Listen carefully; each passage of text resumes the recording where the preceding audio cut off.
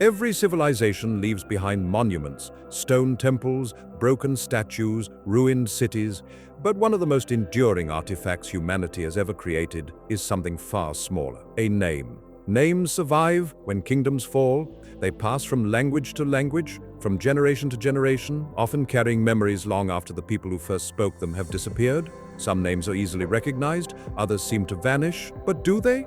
Or do they simply continue their journey, transformed by new languages, new cultures, and new ways of telling ancient stories? Can the history of a single ancient name be traced across more than 4,000 years? From the first clay tablets of Mesopotamia to the pages of the New Testament, our journey begins with one of the oldest names ever written, Anšar.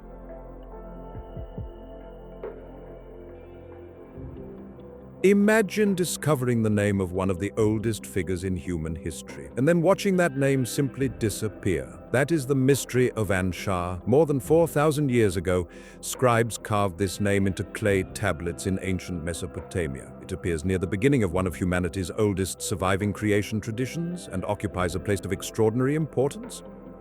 Then, as centuries passed, the name seems to vanish. Egypt does not preserve it. Greece scarcely remembers it. Rome does not celebrate it, yet history teaches us that names of great importance rarely disappear without leaving traces behind. So our investigation begins with a simple question. Did Anšar truly disappear, or has history been looking for the name in the wrong places? Every historical investigation must begin with the earliest evidence. For Anšar, that evidence is found in the ancient cuneiform tablets of Mesopotamia, copied by generations of scribes more than 4,000 years ago. Two sources are especially important. The first is the Enuma Elish, the great Babylonian creation epic. The second is the scholarly god list, known as an equals Anum, which catalogued the names and relationships of Mesopotamian deities. These texts establish one fact beyond dispute. Anšar is not a modern invention, nor a later legend. His name belongs to one of humanity's oldest surviving written traditions. That is all we need to establish before moving on. The mystery is not whether Anšar existed in the ancient record. The mystery is what became of that name as civilizations changed, empires rose and fell, and new religious traditions emerged. Now we begin following that journey. The next step in our journey takes us from Sumer to Assyria. As the Assyrian kingdom rose to prominence, the name Aššur came to dominate its religion, its capital city, and eventually its empire. By the first millennium before the Common Era, Aššur was no longer simply the name of a deity. It had become the symbol of one of the greatest powers in the ancient Near East. This development has drawn the attention of historians for generations because Assyrian scribes sometimes wrote the name Asshur using the signs AN.Shar. That remarkable scribal practice raises an important historical question.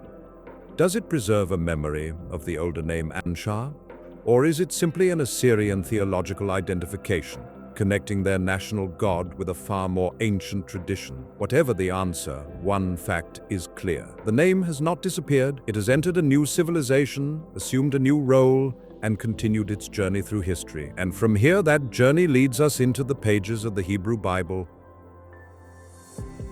By the time we reach the Hebrew Bible, the journey of the name has entered a new chapter. Here, Asshur appears in several different roles. In Genesis, Asshur is remembered as a descendant of Shem, placing the name within the biblical genealogy of nations. Elsewhere, Asshur refers to the land and people of Assyria, the great empire that dominated the ancient Near East for centuries. The prophets speak repeatedly of Assyria, sometimes as an instrument of judgment, sometimes as an enemy, and sometimes as a nation whose rise and fall shaped the history of Israel and Judah. The important point for our investigation is not the changing role of Asshur. It is the continuity of the name itself. From Mesopotamian clay tablets to the Assyrian Empire to the pages of the Hebrew Bible, the name continues its journey. And now our investigation takes another step. Until this point, we have followed the name through well-documented historical sources. The next stage asks a different question.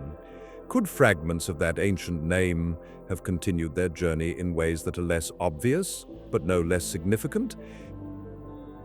Every historical investigation reaches a point where the documents alone are no longer enough. From this point forward, we begin looking for patterns, not isolated similarities, but repeated patterns that appear across independent sources. When historians reconstruct the past, they seldom rely upon a single document. They compare names, chronologies, places, families, and events, asking whether they point toward a larger picture.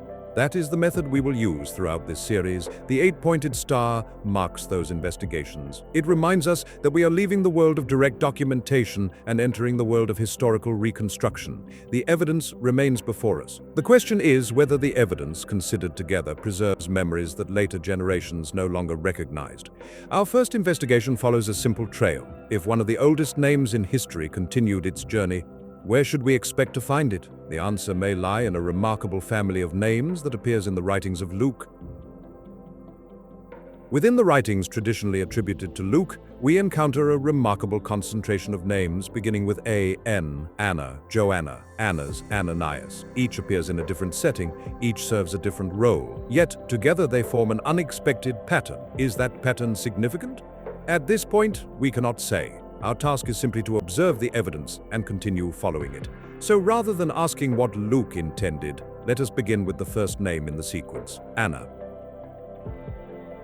Luke presents Anna as far more than an elderly woman in the temple. He calls her a prophetess, a title that recalls the sacred memory of Hannah or Anna, the revered mother associated with the Hasmonean dynasty. Then Luke identifies her father as Phanuel. The conventional translation, face of God, already contains the enigma, face of El. Luke also identifies Anna with the tribe of Asshur, conventionally simply the biblical tribe of Asshur. But within the enigma, Asshur invites us to hear Ashurah, the ancient feminine presence whose name was nearly erased from the later tradition. Anna, mother of the Hasmonean dynasty, face of El, Elohim, Ilaha-em, Asshur, Ashurah, a prophetess whose name echoes the matriarch of the Hasmonean dynasty, standing in the temple at the opening of Luke's story. Are these merely biographical details, or has Luke placed several ancient memories together in a single woman? Luke records one detail that has puzzled readers for centuries. Anna is not simply described as elderly. He tells us she is 84 years old. Why? Why preserve the precise age of a woman who appears in only 3 verses? If Luke's purpose was merely to tell us that she was old, he could have said exactly that. Instead, he gives us a number. Students of ancient mathematics immediately recognize another intriguing possibility. The ancient approximation of pi was 22 divided by 7. Multiply Anna's age, 84, by that value, and the result is 264. That number leads to 2 remarkable relationships. Multiply it by 20, and you have 5,280, the number of feet in a mile. Multiply it by 30, and you have 7,920, the approximate diameter of the Earth in miles. Were these relationships known in antiquity?